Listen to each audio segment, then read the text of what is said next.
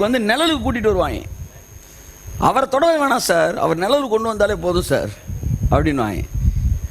மற்ற சீசர்கள் தொட்டு கை வச்சு ஜோமுன்னு சோமாக இருக்கிறாங்க. இயேசு சொன்னார், வியாதியஸ்மை கைகளை வையுங்கள் அப்போது சொஸ்தமாவார்கள்னாரு.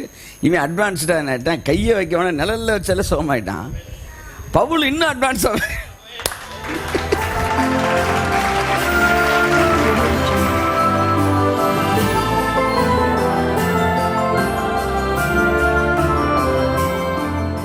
நிறைய வரங்கள் ஆப்ரேட் ஆக போகுது.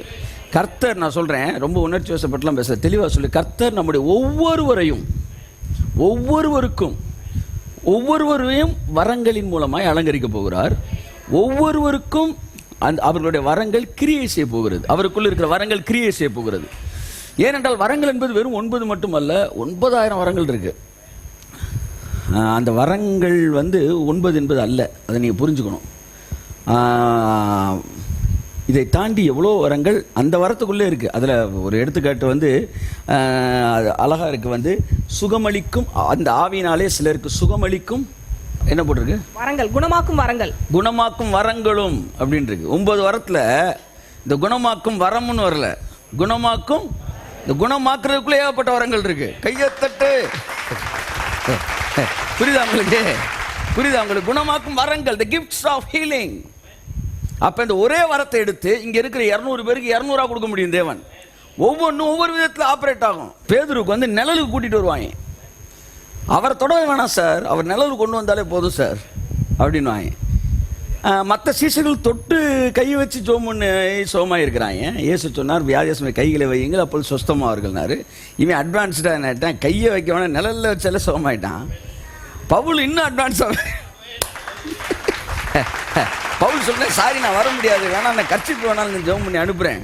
அந்த கர்ச்சிப்பு கொண்டு போய் அந்த வியாதியஸ்தர் மேல் போடுங்க, அசுத்தாவினா வெளியே போயிடணும். கர்ச்சிப்பை தூக்கி கொடுக்குறேன், அங்கே கொண்டு போய் போடுறாங்க. சார் வர முடியாதான், அதனால் கர்ச்சிப்பை கொடுத்துருக்காரு. என்ன சார் கர்ச்சிப்பு? கொண்டு போய் வியாதியஸ்தரை போகிறாங்க, எந்திரிச்சிட்டான். அதான் பைபிள் சொல்லுது, பவுலின் கைகளினால் தேவன் விசேஷித்த அற்புதங்களை செய்தார்.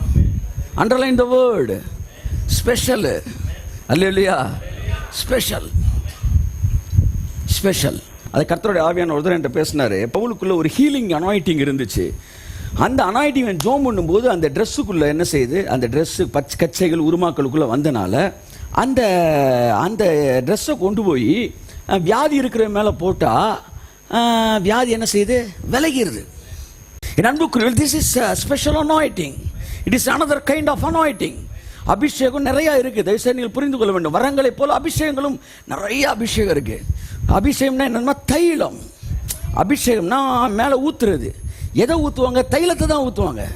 அப்போ தைலம் என்பது அந்த நாட்களில் இப்போ அது பரிமள தைலம், அதாவது அந்த ஸ்மெல்லு அப்படியே அந்த இது வர்றதுக்காக அதை வந்து ப்ரிப்பேர் பண்ணுவாங்க. இப்போ கிஃப்ட்டை பற்றி பேசிகிட்டு இருக்கிறோம், அப்படியே நான் ஆவியான ஒரு கைடன்ஸில் பேசிகிட்டு இருக்கிறேன். ஸோ அது ப்ரிப்பேர் பண்ணும்போது ஸ்மெல் வரும். அப்போ ஆரோனுக்கு ஒரு தைலம், மோசை இப்படி நிறையா பிரிக்கிறார். பரிசுத்தலத்தில் மகா பரிசுத்தம் இந்த மாதிரி பிரிக்கிறார். தைலத்தில் நிறையா இருக்குது. அப்படின்னா என்ன அர்த்தம்னா, அபிஷேகத்தில் நிறையா இருக்குன்னு அர்த்தம்.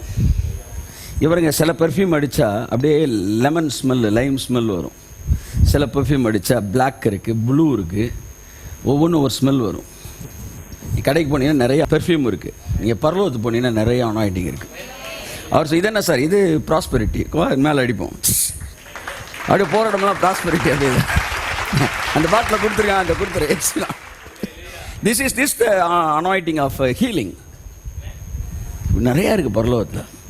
பலகனினாலே ஸ்டோர் ரூமா, நிறையா ஸ்டோர் ரூம். ஒரு தடவை பரலோகத்துக்கு விசிட் பண்ண ஒருத்தரை வந்து கடவுள் சொன்னாராம், வந்து நிறையா காட்டினாராம்.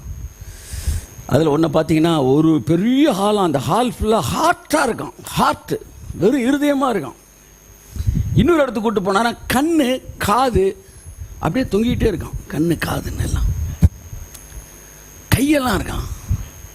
அவர் பார்க்குறாராம். ஆனால் பார்க்குறப்ப அது விகாரமாகவோ பயமாகவோ இல்லை, ஆனால் இருக்குது, நிறையா இருக்குது. ஸோ என்ன ஆண்டவரே, இந்த ரூம் ஃபுல்லாக இப்படி இருக்குது, ஹால் ஃபுல்லாக. கர்த்தர் சொன்னாராம், நான் வந்து இந்த கார்லாம் ரெடி பண்ணுறவங்க காரை வெளியே அனுப்பும்போது காருக்கு ஸ்பேர் ரெடி பண்ணி வைப்பாங்க. அந்த மாதிரி தான் மனுஷனை நான் படைக்கும்போது மனுஷனோட அனாட்டமி, அவனுடைய எல்லா ஸ்பேரும் நான் ரெடி பண்ணி வச்சுருக்கிறேன். பூமியில யாராவது ஒருவர் ஆண்டவரே என் கிட்னி ஃபெயிலியர் ஆயிடுச்சுன்னு சொன்னா உடனே இமீடியட்டா ஸ்பேரை டிரான்ஸ்பிளான்ட் பண்றாங்க. It is true, it is true. Amen, amen. அப்புறம் எடுத்துக்காட்ட சொன்னா, பூமியில கூட ஒரு மனுஷனுக்கு இயேசு கிறிஸ்து ஜெபித்த போது பிறவி குருடன், அவனுக்கு கண்ணே இல்லை. கண்ணு இருந்து தெரியாம தான் தெரியும், கண்ணே அங்கே இல்லை. எதை செஞ்சு வைக்கிறது? கண்ணே இல்லை. அப்போ இயேசு ஜெபிச்சப்ப பிதா இந்த ஸ்டோர் ரூம்ல இருந்து ரிலீஸ் பண்ணாராம்.